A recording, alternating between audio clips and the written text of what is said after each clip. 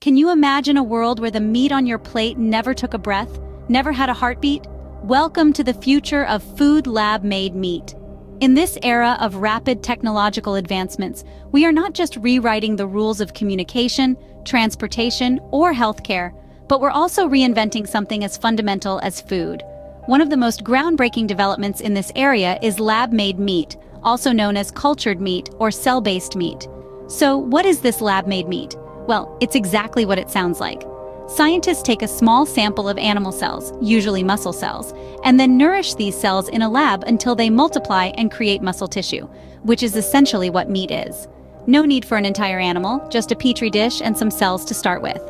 This fledgling field of cellular agriculture is gaining momentum, driven by a growing global demand for protein and an increasing awareness about the environmental impact of traditional meat production.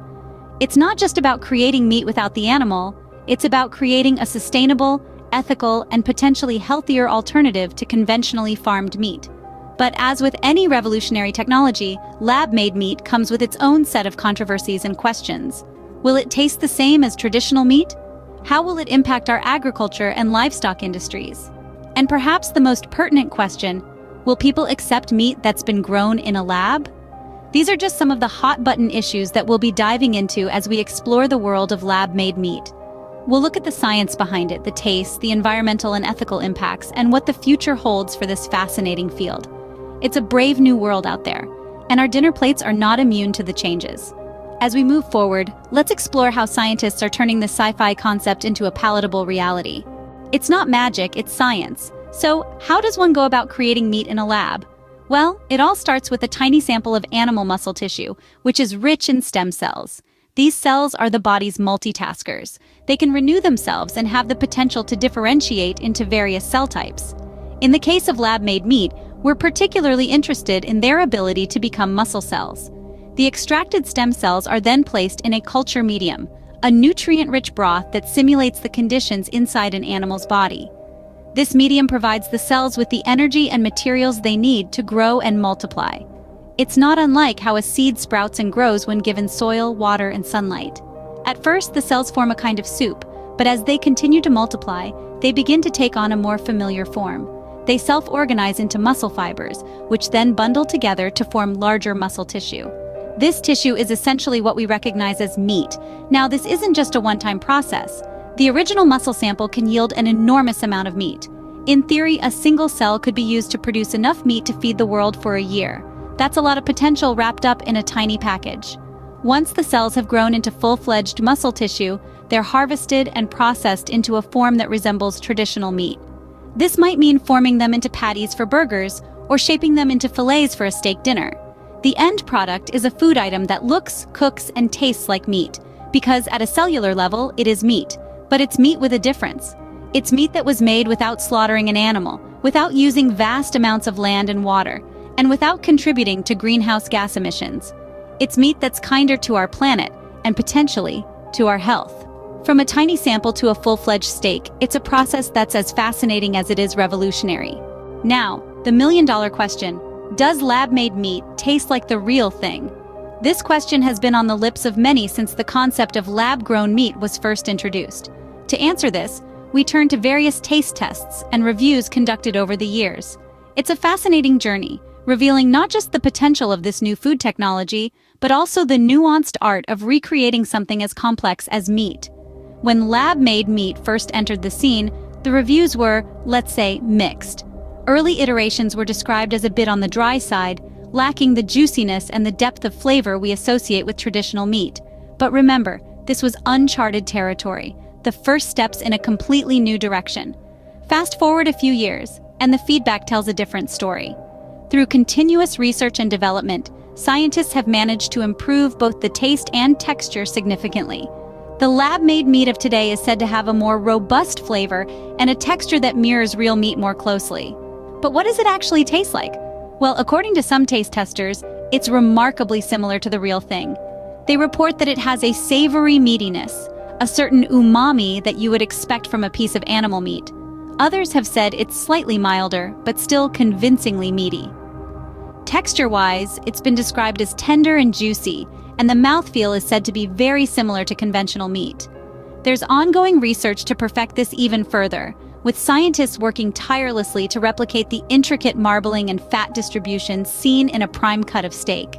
However, it's important to remember that taste is highly subjective. What one person enjoys, another might not. Some people might detect a difference, while others might not. It's also worth noting that our perception of taste is influenced by many factors, not just the flavor of the food itself. Things like our expectations, our previous experiences, and even our beliefs can shape our taste experience. While taste is subjective, the consensus seems to be that lab-made meat is getting tantalizingly close to the real deal. So are you ready to take a bite out of the future? But lab-made meat isn't just about satisfying our taste buds. It could have far-reaching impacts on our planet and its inhabitants. When we think of lab-made meat, we often think of the science, the taste, and the novelty. But there's a broader picture to consider: the environmental and ethical implications. Let's dive into that.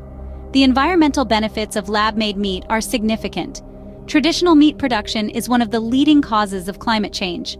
It's responsible for nearly 15% of global greenhouse gas emissions. That's more than all cars, planes, and ships combined. But lab-made meat? It could drastically reduce these emissions. But that's not all.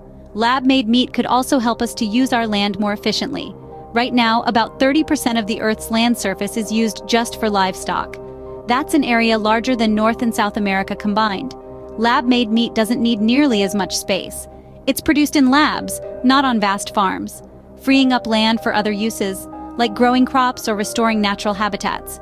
Now let's switch gears and talk about the ethical implications. Animal welfare is a significant concern in the meat industry.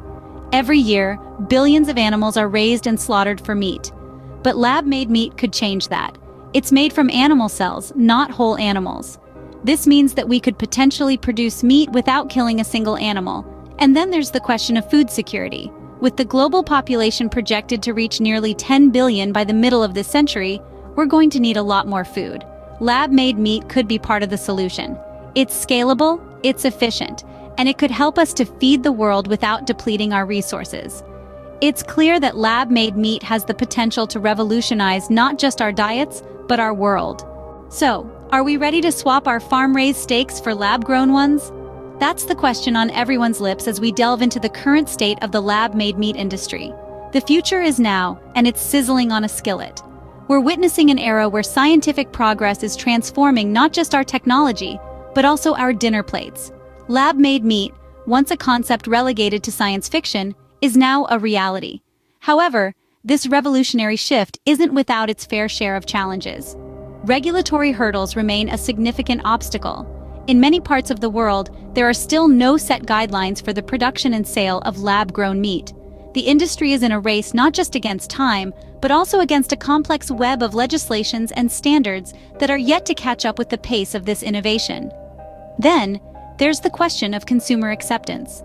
While a portion of the population is keen to embrace this change, there are those who remain skeptical. The idea of eating meat grown in a lab can seem daunting to many, and it's up to the industry to convince them otherwise.